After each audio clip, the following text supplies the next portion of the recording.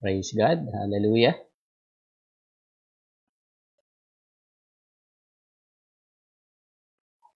Blessed morning po. Good morning po kala Brother Ace. Hallelujah. Kala Sister Tita, kala Sister She. And salamat no kala Brother Duke, kala Sister Tony Ann sa ating pong praise and worship. Namimiss ko tuloy yung mga gawain po natin. Hallelujah. Unang-una kasi pag ganyan, no, napakasarap mag-worship ng sama-sama.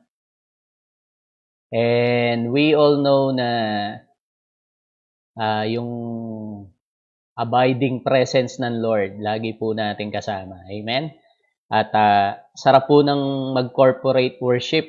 Amen? So let's pray po talaga na matapos na tong pandemic na to so we can go back doon po sa ating mga services. Amen? Hallelujah.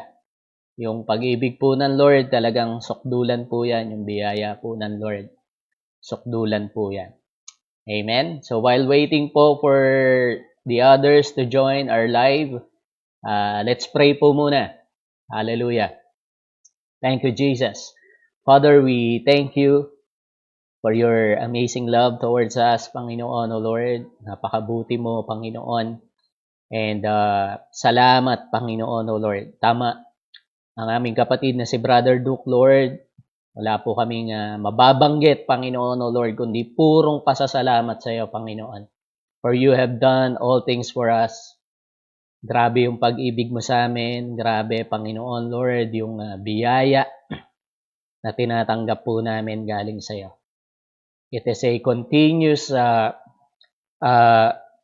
Lord. It's an everlasting love na patuloy na ibinubuhos mo sa amin, Panginoon. And we thank you sa lahat ng ito. Salamat po. Ito po ang aming panalangin sa araw na ito, Lord. And as we read and as we study your word, let the Holy Spirit within us ang siya pong manguna, revealing the truth of your word. Alam po namin, Panginoon, O God, you will continuously talk to us. You will continuously embrace us, Lord, with your love and your grace and your mercy para sa amin. Salamat po. Ito po ang aming dalangin in the mighty name of our Lord Jesus Christ. Amen and amen and amen. Hallelujah. Praise God. A blessed Sunday po sa ating lahat. Hallelujah. Exciting po itong pag-aaralan natin. Bagay, lahat naman po ng mensahe patungkol sa ating Panginoong Hesus. Lahat po yan exciting, no? Sabi nga ni Pastor John, no, lagi, kapag yung biyaya po ay naging boring, hindi po good news yan. Amen? Kapag yung gospel daw po, which means good news, ay naging boring, may problema. Hindi doon sa good news, kundi doon sa pagde-deliver ng good news. Amen? So, sa umaga pong ito, pag-aralan po natin, alam nyo po, there's something sa New Covenant na very exciting. Amen? Pag sinabi ko pong very exciting, ma-amaze po tayo kung gaano tayo inibig ng Lord, kung gaano po tayo biniyayaan ng Panginoon. Amen? Hallelujah. So, praise God. Salamat po sa mga kakilala po natin, mga kaibigan, even sa mga kapatid po natin na join po sa atin ngayon. Hallelujah. So, sige po, let's start. Praise God. Yan. Okay? So, I entitled this message po, A New Look at the New Covenant. Okay? We will see a different perspective po sa umagang ito patungkol sa New Covenant na itinatag po ng ating Panginoong Hesus. Hallelujah. Yan. Actually, dito po tayo iikot sa Romans 7. I will be explaining this, no? Hopefully, maintindihan po nating lahat to. Okay? So, let's start po sa Romans 7:1. Or do you not know, brethren? For I speak to those who know the law, that the law has dominion over a man as long as he lives. Okay? Next verse, for the woman who has a husband is bound by the law to her husband as long as he lives. But if the husband dies, she is released from the law of her husband. Okay? Basahin lang po muna natin and I'll explain later po. So then, if while her husband lives, she marries another man, she will be called an adulteress. But if her husband dies, she is free from the law, so that she is no adulteress, though she has married another man. Therefore, my brethren, you also have become dead to the law through the body of Christ, that you may be married to another, to him who was raised from the dead, that we should bear fruit to God. Amen. Hallelujah. For when we were in the flesh, the sinful passions which were aroused by the law were at work in our members to bear fruit to death. But now we have been delivered from the law, having died to what we were held by, so that we should serve in the newness of the Spirit, in the oldness of the letter. Hallelujah. So, yan po yung pag-uusapan natin, no? Romans 7 verse 1 through 6. Okay? I-explain ko po to. I have prepared po even illustrations para po mas maintindihan po natin to ng maigi. Amen? And I believe na God is continuously revealing unto us. Amen? Sa mga panahon po na to, para po maintindihan natin anong klaseng relationship meron tayo sa ating Panginoong Yesus. Amen po. Hallelujah. So let's look at this illustration po. Praise God. Hopefully, na nakikita nyo po sa inyong screen, no? Medyo maliit po yan. Sabi po sa Romans 7:2, okay, for the woman who has a husband is bound by the law to her husband as long as he lives. But if the husband dies, she is released from the law of her husband. Okay? So, yung illustration ko po, makikita nyo po dyan, no? It is a covenant. No? Pinag-uusapan po dyan pag-aasawa.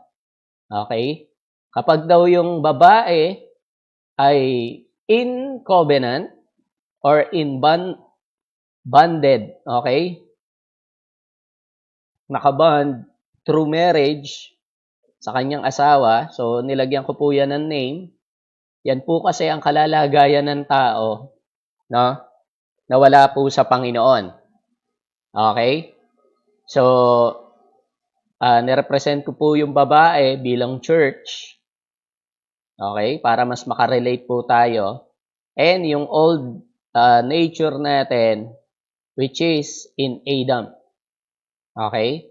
It is a covenant. So, habang sila po ay magkasama, okay, they are under a law. So, hindi po pwede mag-asawa yung babae ng iba. Nakalagay po dyan. Okay? So, I call this the old covenant. Lahat po ng tao na wala pa sa Panginoong Yesus, under po niyan. Or we can simply say, we are in our old nature. Amen? Next. Okay, explain natin. So then, if while her husband lives, habang buhay po yung lalaki, or habang kasal po sila, because of the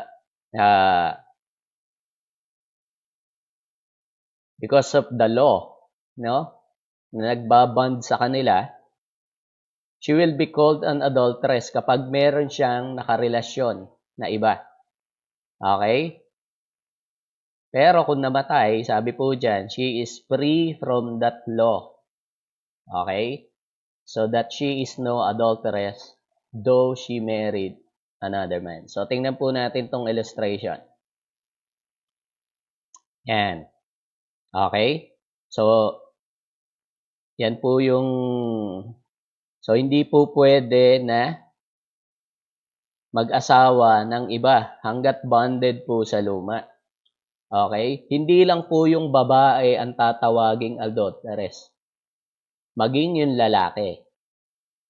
Okay? So, tingnan natin, hindi po pwede na makialam or may pumasok na ibang relationship while we are married dun po sa luma nating covenant or relationship or whatever we call, no? Na pwede. Pero, ito po ang kagandahan. Amen? Yan. Sabi po sa Romans 6:6, knowing this, that our old man was crucified with him. Okay, tingnan nyo po. Sabi kanina, no, hindi pwedeng mag-asawa unless namatay. Okay? Pero sabi po rito sa Romans 6:6, yung old man, our old nature, sabihin na natin, yung babae kanina, was crucified with Christ. So, nilagay ko po dyan, sa cross, it was Jesus plus our old nature. It was crucified sa cross. Amen? That the body of sin, okay, nakalagay po dyan, was crucified with Him. Okay? A representation po yan. That the body of sin might be done away. That we should no longer be slaves to sin. Okay? Pag tinignan po natin yung slaves to sin, since we are bonded by the law, we are bound by the law, dun sa luma nating nature, wala kang takas dyan. Slave ka niyan. Dahil ikaw ay married dun sa luma mong pagkatao. Amen po. Hallelujah. Praise God. Sabi po dyan, Romans 8:3, for what the law could not do, in that it was weak through the flesh. So, alam natin, pumasok po yung law. Amen? Nakala natin ay magliligtas sa atin dun sa old sinful nature natin. Pero hindi po nun nakaya. Amen? It was weak through the flesh. No? Pag binasa po natin yung Romans 7, makikita natin na yung sin, okay, ginamit niya yung law. Okay? Para tayo po ay maalipin sa kasalanan. Pero ang mabuting balita po, may ginawa po ang ating Diyos. God did by sending His own Son in the likeness of sinful flesh. So kung titingnan po natin, hinto ko muna po dito, no? Kung titingnan po natin, mga kapatid, actually hindi naman po tayo yung napako. Amen? It was Jesus representing the entire human race. Amen? Kung titingnan po natin, may ginawa po ang ating Diyos. He gave His only begotten Son, napako sa krus as a human. Okay? Diyos po siya na nagkatawang tao. Yun po ang purpose bakit nagkatawang tao ang ating Panginoong Hesus. To redeem everyone in this sinful flesh. Amen? Kaya nakalagay po dyan, di ba? Sending His own Son in the likeness of sinful flesh. Nagkatawang tao po ang ating Panginoong Hesus. Then, by His body, by His flesh that was crucified on the cross, He represented the entire human race in its sinful flesh. Amen? At mabuti po rito, sabi po dyan, okay, He condemned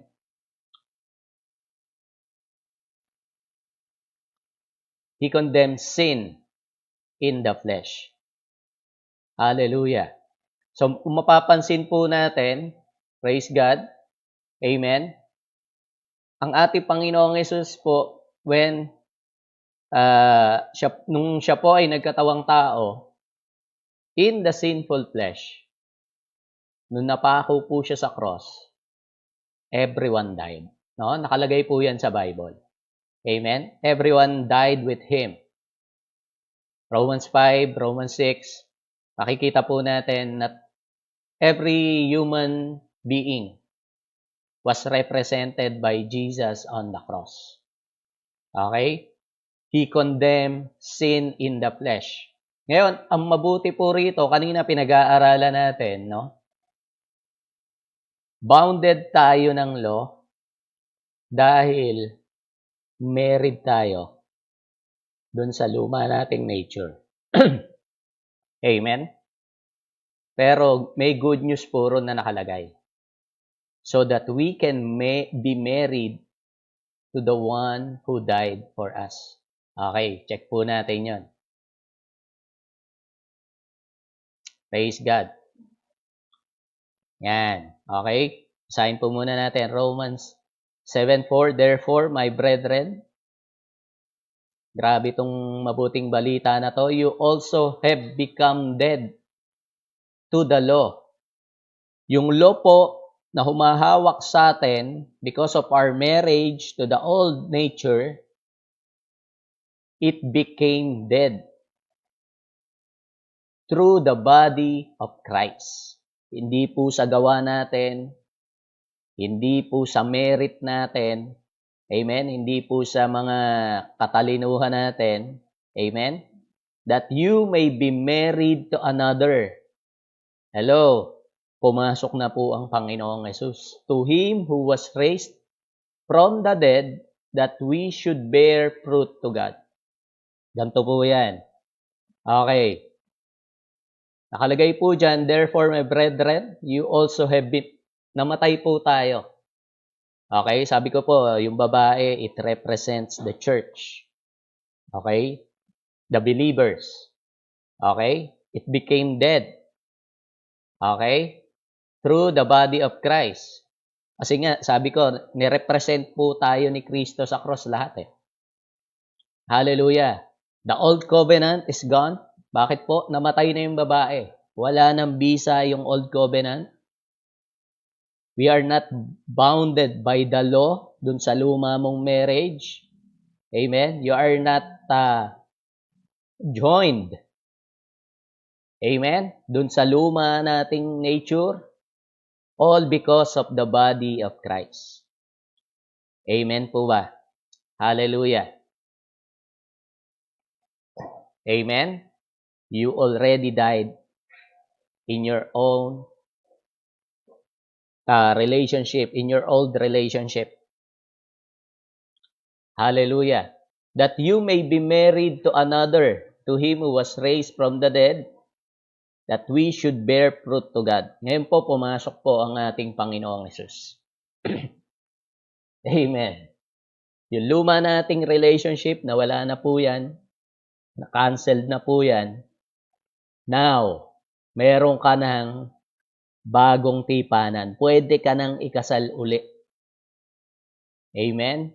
At ikakasal ka daw dun sa namatay para sa iyo. Wala pong iba kundi ang ating Panginoong Yesus. Now, this covenant or pakikipag-isang dibdib, tipan, okay? Yan po ang mga meaning ng ng covenant eh. No? Nung pinag-aaralan ko po to, lumilinaw sa akin, yun pala ibig sabihin ng covenant. Amen? It's a relationship within a marriage. Hello, mamaya po, mas lilinaw po yan. Okay? So makikita natin, we are now joined with Christ. Amen? Pwede na daw tayong ikasal kay Jesus. Hallelujah. Yan, okay. Inalis ko na po sa eksena yung isa. Amen? Kasi namatay ka na doon, hindi ka natali doon. Wala ka ng relasyon doon. Amen? Grabe. Meron ka ng bagong katipan. Wow. Yan po pala yung word na yan, no? Katipan. Amen? At ang katipan mo ngayon, amen? Grabe. Hindi ho namamatay yan. Amen? Kumbaga sa ceremony sa kasal, may sinasabi tayo, okay, may binabanggit tayo doon, till death do us part. Ngayon po, yung katipan mo, yung bago mong asawa, amen, Wala pong kamatayan. So what can separate you from the love of Christ? Wow! Amen ho ba? Amen ho ba? Even death cannot set you apart. Wala pong makapaghihiwalay sa atin sa pag-ibig ni Kristo. Amen? Kaya pala ang sabi ng Lord, I will be with you unto the end of the age. Bakit? Hindi na po siya namamatay. At ang kagandahan po dito, hallelujah, siya po ay nanirahan sa atin. Amen po? Naiintindihan niyo po itong covenant na to na meron tayo saka ang Panginoon. Hallelujah. Na-focus po ako doon sa word na covenant. Ang Panginoon gustong-gustong makipagkaroon ng tipan. Amen? Dati po ang pakahulugan natin dito, agreement lang. No? Pero let's look at sabihin natin mas malalim na meaning ng covenant.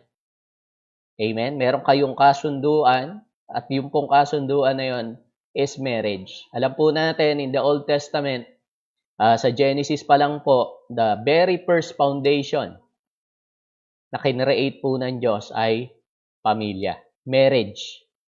Amen? Between Adam and Eve. Amen po? So, nagtayo po siya ng institution which we called family. Okay? Pero nagsimula po yan doon sa mag-asawa. Amen po? So, yung covenant po na meron tayo ngayon sa ating Panginoong Jesus is like a marriage. Okay? Papaliwanag ko po yan. Next. Yan. Ngayon, we will see the value of Jesus dito po sa relationship na to. Sabi ko po kanina, hindi ikaw yung namatay. It is because of the body of Christ who represented every person sa mundo. Okay? Pero lilinawin ko lang po. Amen? Hindi po lahat ng tao nakakaalam nito. It's a news. Pero hindi po lahat ng tao naniniwala doon sa balita. So those who only believe will benefit this great news. Amen? Namatay po si Kristo representing every human race. Pero those who believe, sila lang po yung makikinabang. Yan po ang lagi nating pangangaral. Amen? Yan po ay biyaya ng Diyos pero hindi po natin mapapakinabangan yan unless we believe, unless we use faith. Amen? That's why we are proclaiming this para malaman po ng mga tao. Amen po. Hallelujah. Next. Yan. 1 Corinthians 6:17, but he who is joined. Amen? Lalo pong lilinaw sa atin yung mga term po na yan. Joined to the Lord. Okay? Nakipag-isa kay Kristo. Amen? 2 Corinthians 5:17. Therefore, if anyone is in Christ. Hallelujah. So, let's imagine this. Ano po ba nangyayari kapag ang tao, no? Para medyo mas maintindihan natin, ang tao kinasal. Yung babae po, he now carries the name of the man. Okay? Yung babae po, dala-dala niya ng pangalan ay yung pangalan ng lalaki. Ngayon po, lilinaw din yung in Jesus' name. Hello? You want to use the name of Jesus? Hindi niyo po pwedeng gamitin ang pangalan ng Panginoong Jesus unless you are in a married relationship with Him. Hello? Binigyan po tayo ng karapatan. Alam niyo po, na-imagine ko rin, iniisip ko. Yung naniwala sa Panginoong Yesus, binigyan niya ng karapatang maging anak ng Diyos. Hello, paano po tayo nagkaroon ng karapatang maging anak ng Diyos? Because you were married to His Son. Now you can use that name. Amen? Hello? Nanampalataya ka doon sa anak, nagkaroon ka ng relationship doon sa anak, you were given the right to become sons of God. Amen? Halimbawa po ganito. Ako po may anak. Amen? Na lalaki. Ngayon yung meron po siyang girlfriend. Halimbawa, no? At nagpakasal sila. Hindi ko na po pwedeng ituring na ibang tao yung babae po na yon na naging asawa ng aking anak. Amen? Ang treatment ko dun sa babae na yon is like my own son. Amen? Binigyan, through the law of marriage, dito po sa mundong ito, sila po ay iisa na. At alam niyo po, etong law ng tao na to, ito po ay nakabase kung ano po ang institusyon na tinatag ng Diyos. Sabi po ni Adan, this is now bone of my bone and flesh of my flesh. Amen? Ganon din po sa marriage. Amen? Nagkakaroon po ng karapatan yung babae sa lahat ng meron yung lalaki. Hello? Lahat po ng pag-aari ng lalaki, pag-aari na rin ng babae. We call that conjugal property. Amen? So, lahat po ng pag-aari nila, iisa na po. Amen? Hallelujah. Kung ano po ang meron ng lalaki, kung ano po meron yung babae, it's the property of both of them. So, ganun ka rin sa Panginoong Yesus. Amen? As He is, so are we. Amen? Bakit po? Because we are in a married relationship sa ating Panginoong Yesus. Amen? Kailan po nangyari yung kasal? Siguro nag-iisip tayo. Amen? When we accepted the Lord Jesus Christ, you were united with Him. Amen? Yun po yung nakalagay sa 2 Corinthians 5:17. He is a new creation. Yan din po yung pinag-aaralan natin before. Amen? You are now made of God. Amen? Yung nature nung asawa mo, na-adapt mo. Kaya grabe ho, no? Yung paggamit po ng in Jesus' name is now legal. Hello? Amen? Sad to say, no? May mga tao, they use the name of Jesus. Ang Diyos po natin, mahabagin. Amen? Pero ikaw, anak ng Diyos, because of Jesus, you can legally use the name of the Lord Jesus Christ. Parang ganito po may property. Okay, halimbawa, ang pumunta po ron yung babae para kaharapin yung, sabihin natin, bumibili ng property na nakapangalan doon sa lalaki. It was counted kasi pag-aari na po nila yon parehas. Amen po? Hallelujah. So, nakaka-amaze. Amen? How God planned for this. Amen? Hindi lang po tayo kinreate ng Diyos. Hindi lang po pinadala ng ating ng ating Diyos Ama, ang ating Panginoong Hesus. May plano po ang ating Panginoong Hesus para sa atin. Ang ating Amang Diyos, may plano po para sa iyo at para sa akin. At yan po ay magkaroon ng relasyon sa kanyang anak. Amen po. Hallelujah. Praise God. So sabi ko po, I'll be explaining this. Tingnan po natin yung mga susunod na verse. Hallelujah.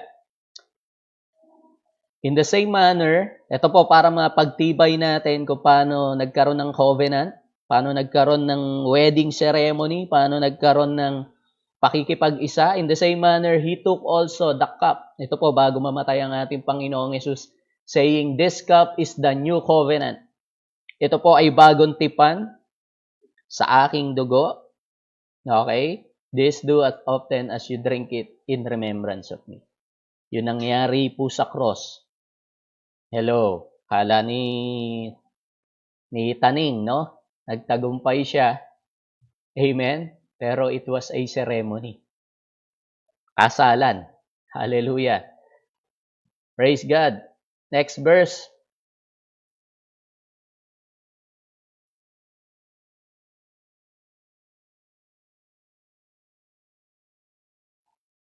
Ayan.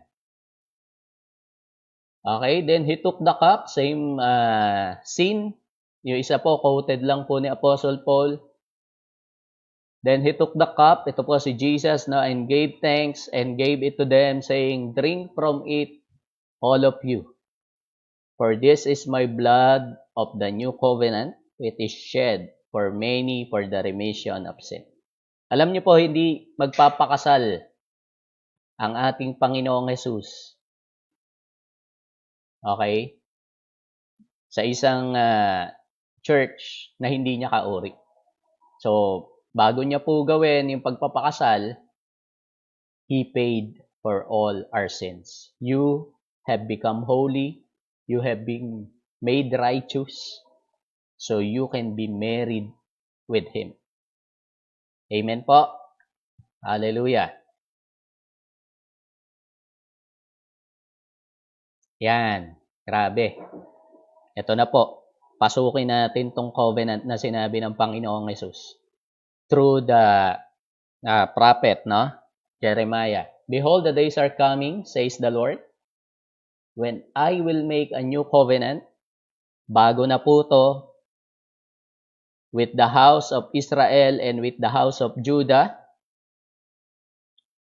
not according to the covenant that I made with their fathers in the day that I took them by the hand to lead them out of the land of Egypt. Okay? Hindi daw po same covenant nung inalis ang mga Israel sa Egypt.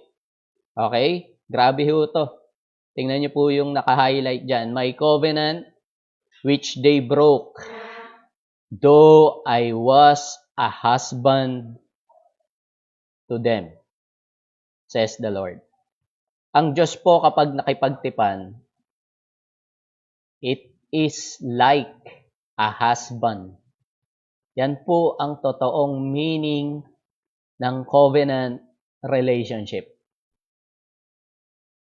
Ang Diyos po nung nakipagtipan sa Israel, nakipagtipan kay Abraham, at ito po ay nangyari, natupad, na pangalanan po na Israel, si Jacob, amen? Sabi dyan, I was a husband to them. Amen po? So, how much more yung new covenant? Kung yung old covenant, ang treatment ng Diyos is, He is a husband to the Israelites, how much more yung new covenant? Sabi natin, yung new covenant, sabi po ng Bible, it has a better promise, made of better promises. It is a better covenant. So, hihigitan po yan. Yung lumang covenant, mas hihigitan ng bago. Kung ang treatment ng Diyos dun sa old covenant is like a husband, how much more yung new covenant kaya?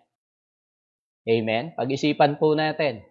Kung ang treatment ng Diyos sa old covenant is like a husband to the Israelites, how much more today yung new covenant niya kaya? Mas bababa ba ang antas o mas hihigit? Kayo na po ang sumagot niyan. Amen? Hallelujah. Praise God.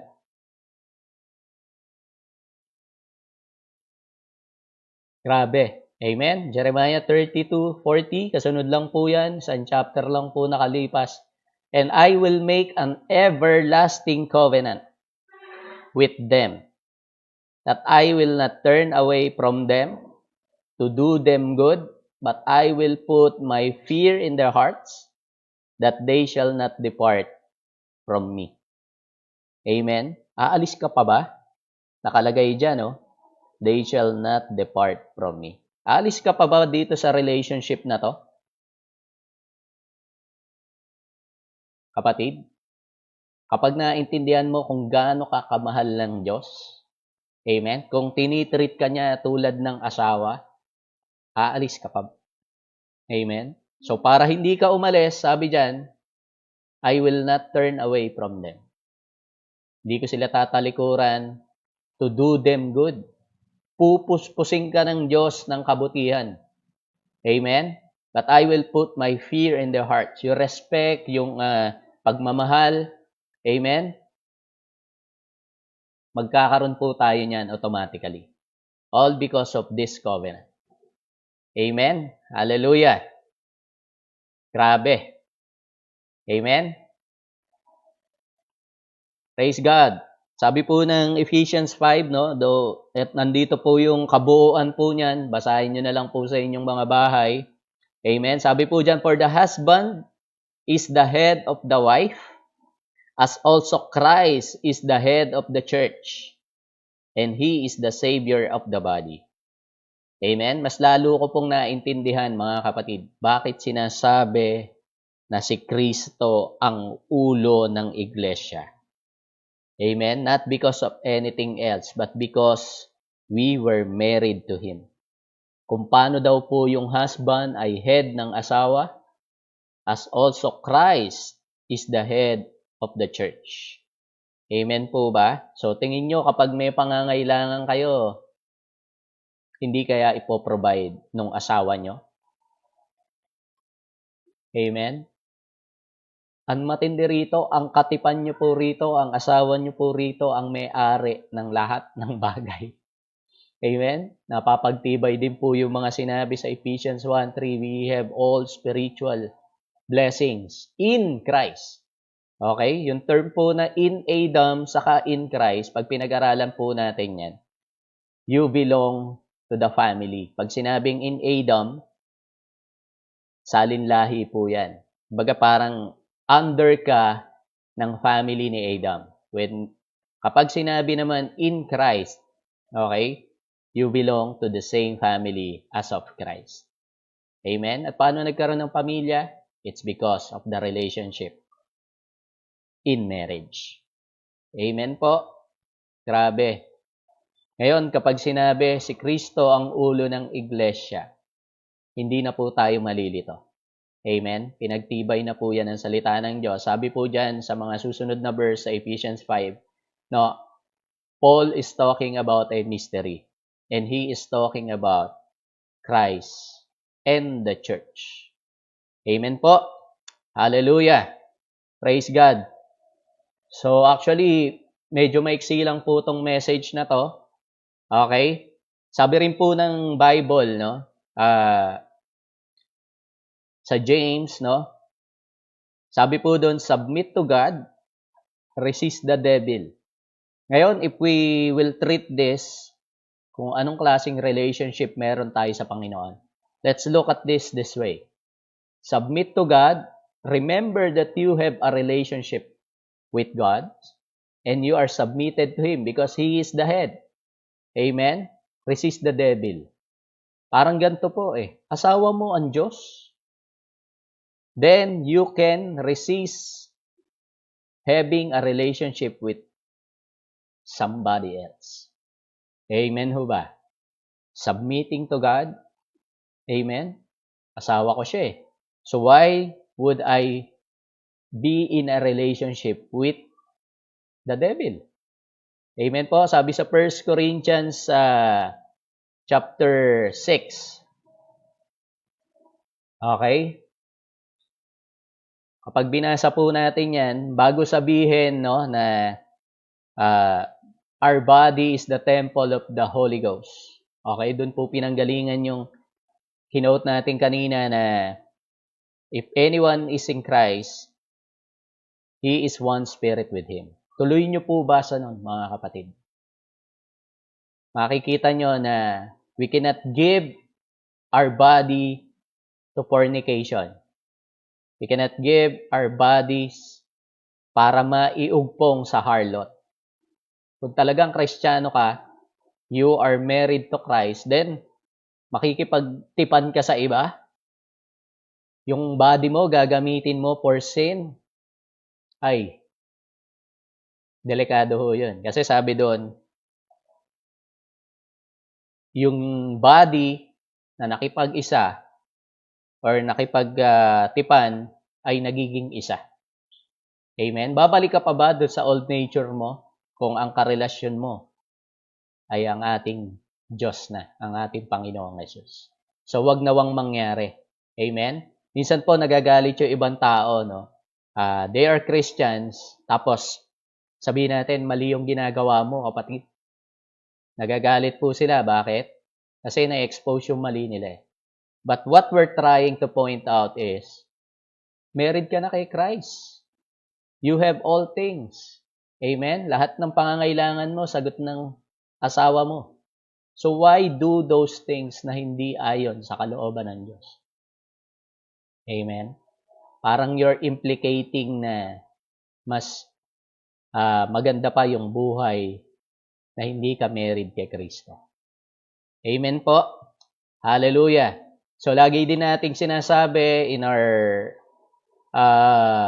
mga kasabihan po, no, na kapag yung mag-asawa lagi magkasama, nagiging magkamukha. You will see the body of Christ na magiging kamukha ni Kristo. Kung siya po, maintindihan niya na siya po ay asawa ng ating Panginoong Hesus. Kapag sila po ay nagsama ng palagi, sila po ay magiging magkamukha. Amen po. So this time you will enjoy prayer. You will enjoy reading the Bible. You will enjoy joining the fellowship. Bakit? Asawa ka ni Kristo eh. Amen? Kung kilala mo kung sino ka, you will do things according to the new nature na meron ka. Amen? Problema po sa iba yan eh. No? Hindi po nila na-enjoy yung prayer life, yung reading the Bible, yung fellowship, yung communion. Yan po ay bunga ng pagiging kasal ka kay Kristo. If you're not enjoying these things, parang sinabi mo na hindi ka pa married kay Christ. Amen? Andun ang asawa mo eh. So you will be there also. Kung nasan yung mister mo, amen?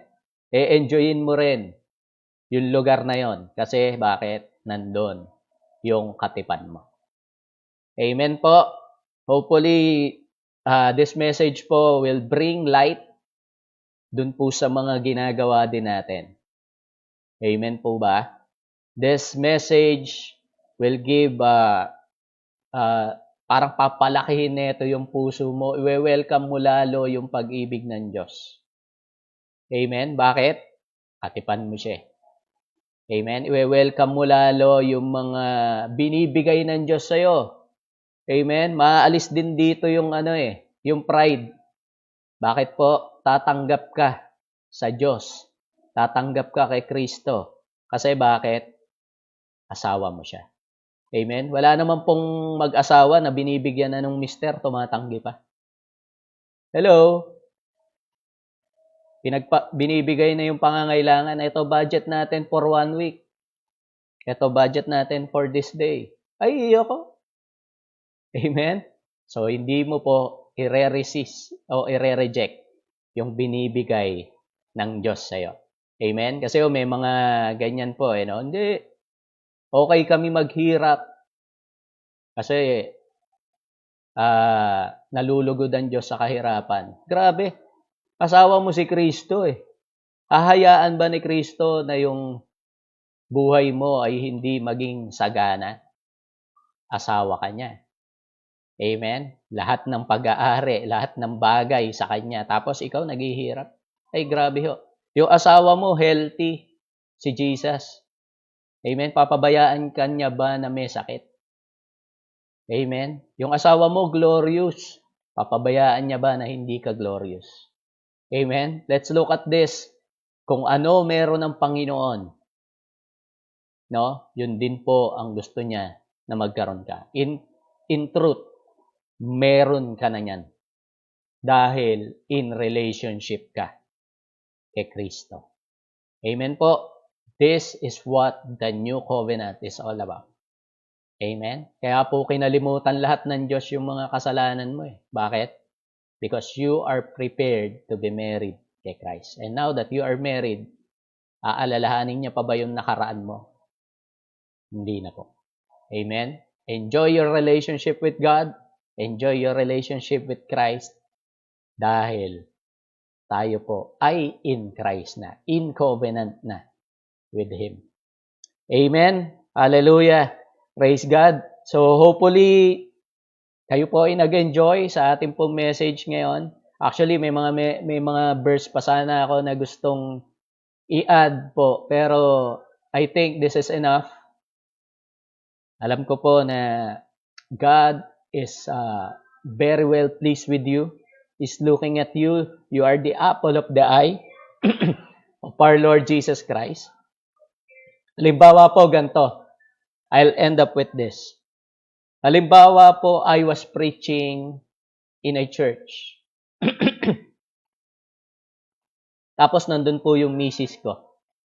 Amen? Though I love all the audiences, pero ang apple of the eye ko is my wife. Amen? Ganon din po ang tingin ni Kristo sa'yo. Though napakaraming tao sa mundo, pero kapag nakikita ka ni Jesus, grabe. Amen? Ito yung apple of the eye ko. Amen ho ba? Wala na pong ibang mas maganda dapat sa paningin ng mister, kundi yung misis. Ganun po tinitingnan ni Kristo ang kanyang iglesia. Wala na pong mas maganda sa paningin ni Kristo, kundi ang kanyang iglesia. Amen po ba? Amen? Hallelujah! So, praise be to God. Amen? Siguro po sa mga susunod, we will be expounding more on this. I want you to meditate dito po sa katotohanan na to. Tayo po ay in Christ na. We now belong to Jesus. Amen. We can use the authority, the power, amen, sa pangalan ni Kristo kasi tayo po ay iisa na. Amen? Hallelujah. So, praise God po. Let's pray po. Magpasalamat tayo sa ating Panginoon. Praise God. And then, we will have our communion na po. Glory to God. Father, we honor you and we praise you. Salamat po, Panginoon, O Lord, that we are now in a covenant relationship through our Lord Jesus. Salamat, Panginoon, Lord. Our heart is overwhelmed, Panginoon, O God. Alam ko po, Panginoon, O Diyos, lahat po nakapakinig ng message na to, they will enjoy the love na nanggagaling sa aming Panginoong Hesus. At pupunuin mo po kami ng pag-ibig. Thank you for making us the apple of the eye, Panginoon, O Lord. Wala nang maganda, Panginoon, O Diyos, sa paningin mo, kundi ang iyong iglesia. And I pray, Lord, doon po sa aking mga kapatid, sa lahat po na nakikinig sa message na to, Panginoon, O God, buksan po nila yung kanilang puso, buksan po nila ang kanilang mga sarili, Panginoon, O Lord, at hayaan po nila i-enjoy yung pag-ibig na nanggagaling sa iyo, Panginoon. If you are giving them health, Lord, let it be allowed by them, Panginoon, na pumasok sa kanilang mga katawan sa mga oras na ito. Because that is the expression of your love, Panginoon, O God. Mahal mo kami, kaya nais mo na kami ay magaling, Panginoon, O Lord. Kami po ay walang sakit karamdaman because you love us so much, Panginoon, O Lord. Tulad ng mag-asawa, Panginoon, O Lord, ayaw niya na nahihirapan ang kanyang katipan, Panginoon. Tulad mo, Panginoon, O Diyos, inalis mo ang mga sakit karamdaman, Panginoon, O Lord, sa aming katawan. Because of your great love towards us. Ganun din po, Lord, sa mga kapatiran po namin. Lord, na as we say, Panginoon, O Lord, may kahirapan, Panginoon, Lord, may poverty mindset. Alam po namin, Panginoon, O Lord. We pray na mabuksan po sila sa katotohanan na kung ano yung ginawa ng Panginoong Hesus so that they can receive, O Lord, the power to gain wealth, Panginoon, O God. Ito po, Panginoon, ay sinusupply mo sa kanila. Sinusupply mo, Panginoon, ibinubuhos mo sa kanilang mga buhay sa oras na ito. And we claim that in Jesus' name, Panginoon. Hallelujah. Thank you, Lord. Thank you, Lord. We pray, O God, for strength. We pray, O God, dun po sa mga mindset na mali, Panginoon. Ito po ay mapalitan, Panginoon, ng pag-ibig mo, Panginoon. Hallelujah. Thank you, Jesus. Thank you, Jesus.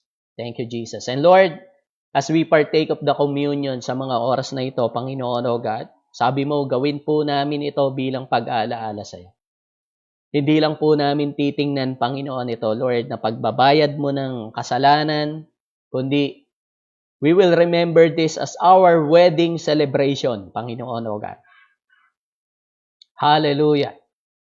Namatay ka, Lord, sa cross, at namatay din kami kasama mo to break any law, Panginoon, O Lord, na nag-uugpong sa amin sa luma naming pagkatao, Panginoon, O God, sa aming lumang relasyon.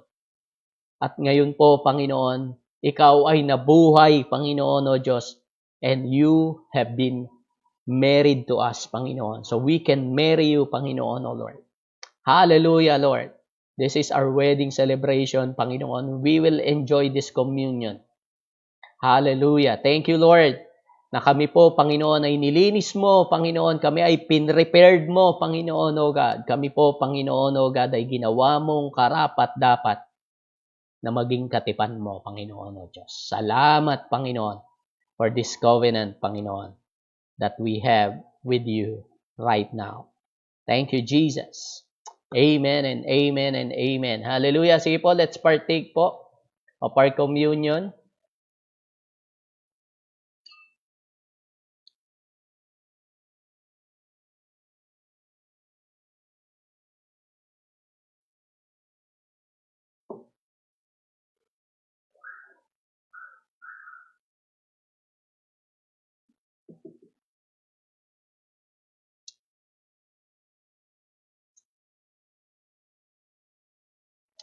Praise God. Hallelujah. So, if you have po questions, you want to communicate with us, meron po kaming YouTube page, meron po kaming Facebook page. Hallelujah. If you want to learn more about our relationship with the Lord Jesus Christ, pwede nyo po kaming i-message dito po sa mga pages namin ito. And also, you can directly PM us po. If you need prayers, nandito po kami to help you. Alam niyo po, we are doing this not for our gain. We're doing this because we want the world to know that God loves them. Amen? Hindi naman po kami yung namatay sa cross para sa inyo. We are just sharing this good news. Amen? Proclaiming kung ano po ang ginawa ng ating Panginoong Yesus sa sobra at grabing pagmamahal niya sa atin. Amen? Hallelujah! Shout out ko lang po yung aming mga kapatid in Gracefield Ministry, sa Makati, sa Caloocan, sa Tondo, sa Bulacan, sa Pampanga, at sa mga kaibigan din po naming mga pastor in E411. Also, sa mga kapastoran po dyan sa Nueva Vizcaya, sa Ifugao, sa Quirino. God bless po sa inyong lahat. At enjoyin po natin yung pag-ibig. Amen? Na nag-uumapaw. Lampas langit. Amen? All because of the Lord Jesus Christ. God bless po and good morning po sa inyong lahat. Have a nice day.